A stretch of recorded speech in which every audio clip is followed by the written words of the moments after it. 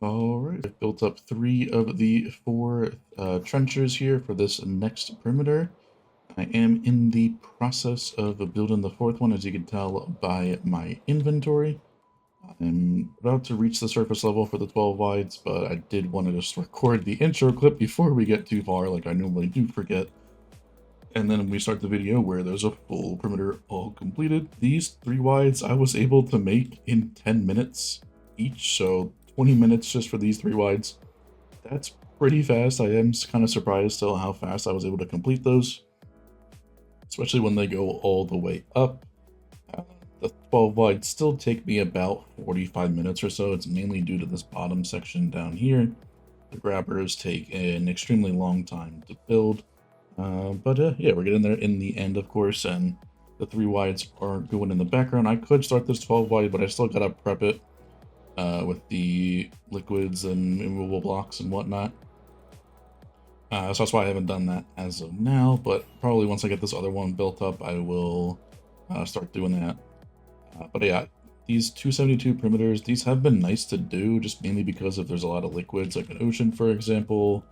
It's always nice to not have to worry about it, and of course there's also quite a bit of lava, then there's also the other benefit of that as well. I think this one has a good amount of stuff, or it has the ocean, river, whatever you want to call that little section there with the village. So yeah, those are the bits there. Same with the 3 wides, so they were just a huge time saver, especially if you're not in a rush to make the perimeter. I do love these things extremely a lot. Bit more prep work, obviously, than regular trenchers, but you only gotta build it once unless you hit a movable object or a cobble gen, but those are pretty easy to avoid once you've used it a couple of times. But yeah, this one's going to be one of the more niche ones like we have been doing for the past many projects as of right now, for the bucket of fish with the old Gnembon design with the tower in the center. I guess we could have just, of course, just make that above the terrain, but where is the fun in that? And then we can't really do any decoration that's all too cool. So the best thing to do that is just to clear out the whole area like we have done with many of projects in the past. So yeah, of course, link to these trenchers will be linked in the description down below for the Chronos Discord, where these are all archived. There's 117 versions, 118 plus versions, with the new weight and whatnot down and up. So yeah, I still prefer to use these things if I can, especially on larger perimeters, but sometimes there's this flat terrain like in a desert, and these wouldn't be so worth it, but with it being an ocean and sort of mountain-esque in a couple of locations, these are worth it in my opinion, only because I just hate dealing with the ocean liquids and whatnot, and of course the lava down below. So I'm going to keep continuing to build the 4th one over here, the last 12 wide, and then we'll probably be back with a time lapse of the World Eater buildings. I do want to do that, as it is always very nice to see my time that I can get when building one of those World Eaters, since I usually am getting faster and faster. And my previous one I just did for another video, I think was under 90 minutes, which was pretty nice because we don't use easy place here. Just because I feel like to me easy place just takes the grind out of most projects, because literally all you're doing is just mindlessly left clicking. So when it comes to redstone machines like this, and they have a bit more thought behind it, you gotta place stuff in certain orders, otherwise you're gonna update stuff in the wrong order and whatnot. So yeah, that's gonna be it. This is my opinion. Of course, if you use it, I don't have a vendetta against you. It's just my personal opinion of the feature. So yeah, build this one up, prep it just like we will prep the other 12 wide as well, and then we will get the perimeter all cleared out. Alright, so the perimeter is of course all cleared out. As you can see, everything is all done and dusted, and I'll stream later. And we have the full farm built up, and Rubik has been going at it at the floor, and also he's doing the walls right now. But yeah, you can see here we got the floor all in thanks to Rubik. They did this while I was working on the farm, as well as eating food because I was after the 5 or 6 hour stream that I did. So yeah, this thing is all built up at the floor. We got the main farm in the center right here. This is, of course, by Gnembon. This is the bucket of fish farm. I did modify it a little bit just to get rid of the flash and dust that was down here. It wasn't really needed, and I could make it a little bit more compact. I did change the orientation of the comparator clock here. Got the on off switch down there for the farm itself, as well as on the right side you'll notice there is an iron ingot there. So I do plan to make an iron farm on top of this. That way we can supply the iron needed to actually get all the buckets that this would use per hour. So yeah, that's my plan right there. I'm going to want to, keep it like that. That way we can not have to worry about bringing any iron. This thing will use roughly like 3,000 buckets per hour, I think it was. So it's roughly about 9,000 iron per hour, which is quite a bit, especially for this thing right here. So you will notice we are getting a little bit of squids, and I think that's because I built the farm low, whereas this thing is designed to be up top, out of the range of the river. So we do have a squid switch, and I can turn that on. That way we stop getting the dolphins and the squid in here. I just haven't done that right now because we're not going to actually run the farm yet. I don't think they'll interfere too much. Maybe the only thing is they might get in the way of the hitbox, and you might try to bucket the squid, which of course is not possible. But yeah, when I turn this on, it starts the clock going all the way up. If you haven't seen it before, I will of course have a link in the description down below to Gnembon's video. I did add a little comparator fade out clock up here with the scaffolding, which is how I plan to send the signal up to the iron farm to start it, which is why they have a single switch for both of those.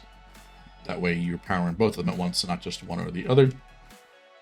As I feel like it would look a bit weird if I have a different thing going up there, so the plan is to have this thing go through all the way up to the iron farm itself, then also have that as its on-off switch there, and then we'll have the bucket or the iron drop down somewhere, where then it'll go into the bucket crafter and then make its way up into over here. So yeah, that's the plan as of now. Get the shulker box loader right there that leads up to the storage. So it's all the base is laid out here of what we need to do, and to kind of just basically execute it and get everything all in place. We still have 2 villagers over there that I can use to start the breeder.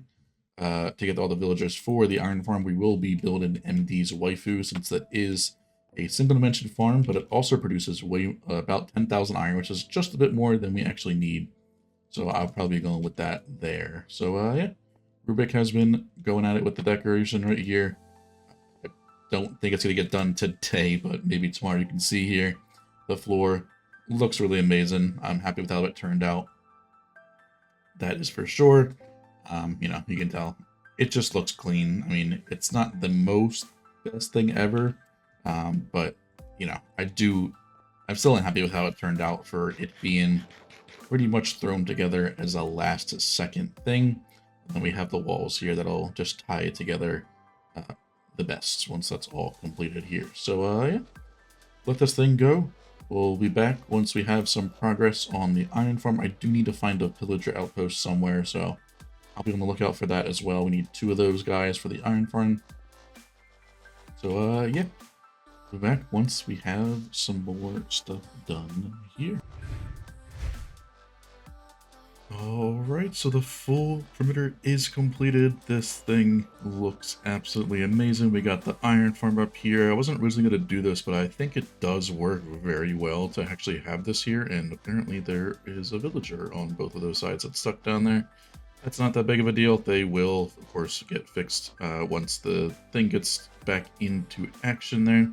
We have the farm in the center here.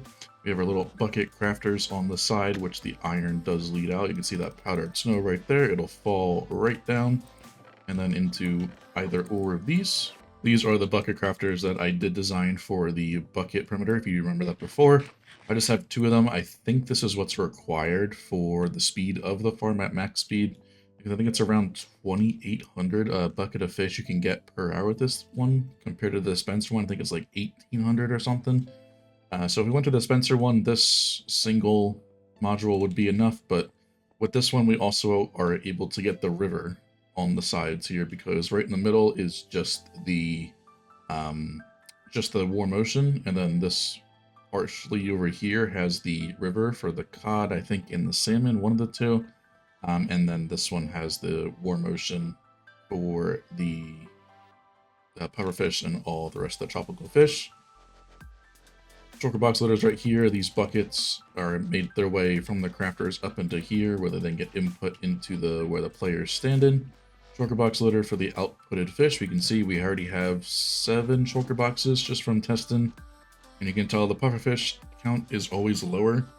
That's just because of the fact that, you know, they're a bit rarer to get, but you still get quite a bit per hour from this. And of course, we made Emdy's waifu iron farm on top of the area here to give us the necessary iron to run the farm down there. This gives us actually more than enough iron per hour. You can see I was tracking them to be sure everything was all working and they're all sleeping and whatnot, so clear that off the way. That way those icons aren't there anymore. Got both of our pillager guys in the center there. Yeah, I just really like the single dimension iron farms like this. It brings back the old memories of the before the village and pillage update, where all iron farms changed pretty much forever. This single dimension also is a lot easier to work with if you already have something in the overworld, for example, rather than having to deal with something in the nether side, then transferring it back over. This is just much simpler already, and the scaffolding on the sides here is what controls it from the on-off switch down there for the fish farm as well. Just attached a couple of pulse extenders on the side here that then leads to that. That way, while the farm is running, it only sends 1 pulse up, but as the farm turns off, these comparator clocks will fade out, and then that will send another signal to shut the farm off. But yeah, of course, like I said, this one's by Gnembon. Top one is by Emdy for the iron farm. We're going to just turn this on now. We're going to grab our bucket, and we're going to just stand right in here, or roll, I should say. What you do is you would just grab it.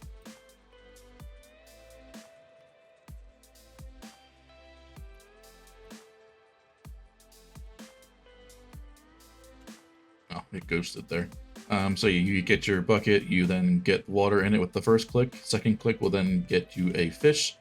Then you drop it with Q, get another one dispensed right to you, and then you just repeat this cycle. So I don't remember the exact carpet times that you need, but I think Gnembon did mention it. But yeah, sometimes you could get just a water bucket in the output, which is fine. Obviously, because that's still unstackable, it's not gonna matter. But if you do get one of those, obviously it doesn't really make a difference. But if you're AFK in it, you basically just have to click twice and then drop Q, which you can do in carpet. But you know, 2,800 per hour. Don't know entirely what the average is of water buckets. I didn't really test thoroughly, but we have quite a bit to take out of water bucket there. I'm just basically clicking twice, and if I get a fish, I get a fish. If not, I still drop it down in there. So it's not too big of a deal, but we'll have plenty of these things for sure. So let me go into free cam here. That way you can see it a little bit better. So yeah, they're pretty much just getting shot down there. And push the line there. We have to stand back. Gnembons did have your player stand in here, but I have noticed that the pufferfish tend to escape because they expand if you're too close to them. And I found out that I think that range has been increased because of the fact that pufferfish kept getting out as I was standing there. So I just moved the player back 1 block and elevated them up a little bit more on top of the dispenser, or the dropper rather. That way we still get the item instantly. There's no need for the cobweb at this point either. And there's no, nothing else can happen here badly. We could sit here AFK for hours on end. Got both of the bucket crafters going right now. Looks like actually the other one just stopped as I said that. But yeah, that's pretty much how simple the farm is. These pistons just get extended, pushing all of the fish out down the center. And then when they're unextended, they have the water flow from these waterlogged ender chests. And then those just get pushed down the center. Of course, if you haven't seen this iron farm by Emdy, is a single dimension as well as dual dimension capable. You can just have portals at the bottom here if you didn't want to have this extra bit of redstone. But I do think the single dimension just looks better and is more satisfying to watch, as it, like I said, it's more nostalgic for me than anything. But yeah, the villagers rather get dropped down, get put into scare range of this guy. Got 4 golems that time. Got only 2 golems that time. So it's not always the best. I mean, we're on 117, which it wasn't originally designed for. It was designed for 118 plus, so it's not going to be perfect in this version. But you're still going to get quite a number of golems every cycle for sure. So yeah, you can see them all going down there and everything like that. And they can basically, once they get into this area, they get shot back up. And then it moves on to the next one, making use of an item inside of a dropper chain, where it just goes one over to the next after I think it's every 100 seconds. 100 game ticks, rather, not 100 seconds. That'd be a little bit long. But yeah, so 6 of them each side, and the golem spawn and cooldown is 600 game ticks. So you have one go down, you have the next one, next one, next one, next one, and then it goes back to the start. So this is kind of taking inspiration from Tango Tech's one, where they had the same sort of concept, but they use like bubble columns and whatnot. This is just a bit more reliable, easier to build, rather than having to fill all those bubble columns and whatnot. But yeah, simple collection, just a single lava blade is enough to sustain the single dimension one. Move back down here. We still have our buckets coming in, and I will just be sitting here for a little bit. Might get about like 9 shulker boxes of stuff. Oh, so we got 10 and 2 water buckets. Okay, that's not terrible. You're gonna just take these water buckets, and I'm gonna just get a fish this way. See, that's exactly what happens with the tougher fish. Sometimes if you're too close, they just yeet themselves out, so they get stuck in the block. But yeah, that's everything pretty much all done and dusted here. A single switch right here to turn everything off that we use to turn it on. I'll put the bucket up there. That way you can just basically just have it all ready and standby. But yeah, that's all the redstone I had to change a little bit, was just the extra dropper underneath. That way everything's all handled beneath it and not on top, which I think looks a little bit better. But yeah, I put a little bit of glass here, that way you can actually see stuff up top if you wanted to do so, as well as I changed these blocks out for glass. That way you have a bit easier look on the fishes in there. And of course, you could have some stuff to actually collect this extra fish and whatnot if you wanted to. I don't need any of it. We have so many other ways to farm all this type of stuff, so this just be an extra byproduct that I just would waste time collecting, so I just didn't even bother doing that. There. So yeah, that's gonna be it for this episode. Make sure you like, subscribe, all sorts of things, and I'll see you in the next one.